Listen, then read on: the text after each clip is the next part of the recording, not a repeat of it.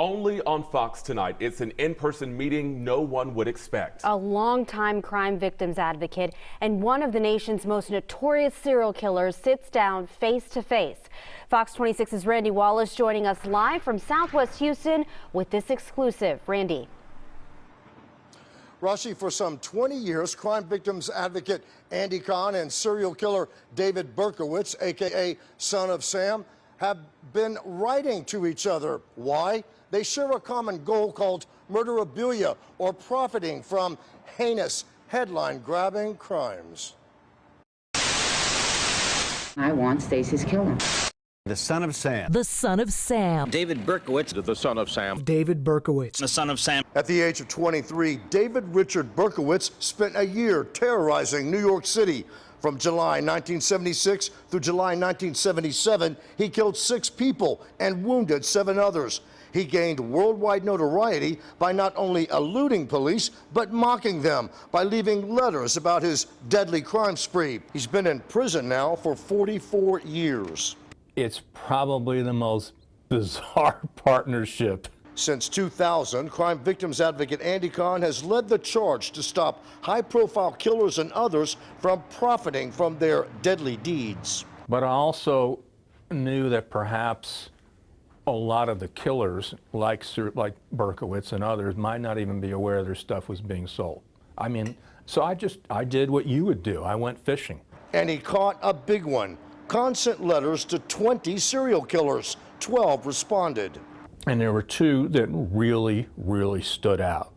David Berkowitz was one of them. It's being sold. With Berkowitz's help, Cohen pushed for laws that would bring the profitable murderabilia industry to a halt.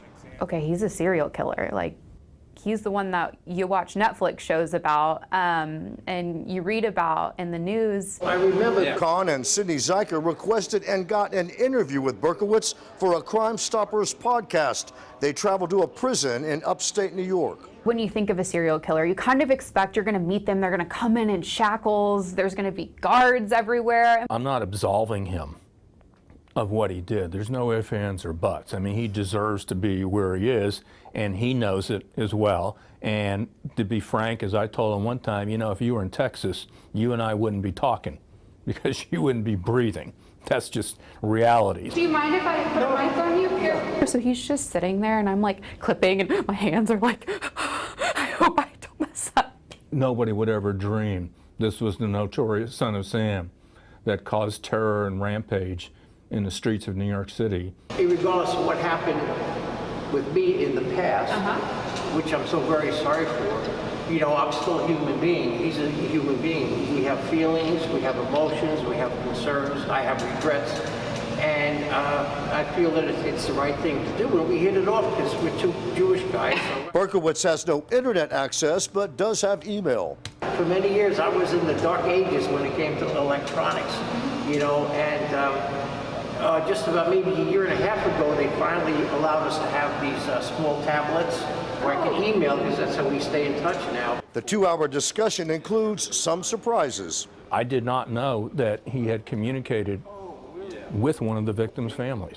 I was not aware of that.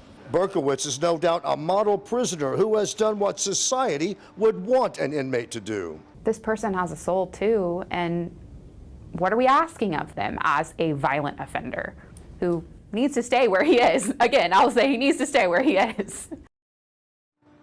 Now, I'll have more on this unprecedented interview between Cohen and Berkowitz on tomorrow night's newscast at 9. Now, be sure to check out the Crime Stoppers podcast. We've got links for you on our website. Reporting live from the Southwest side, Randy Wallace, Fox 26 News.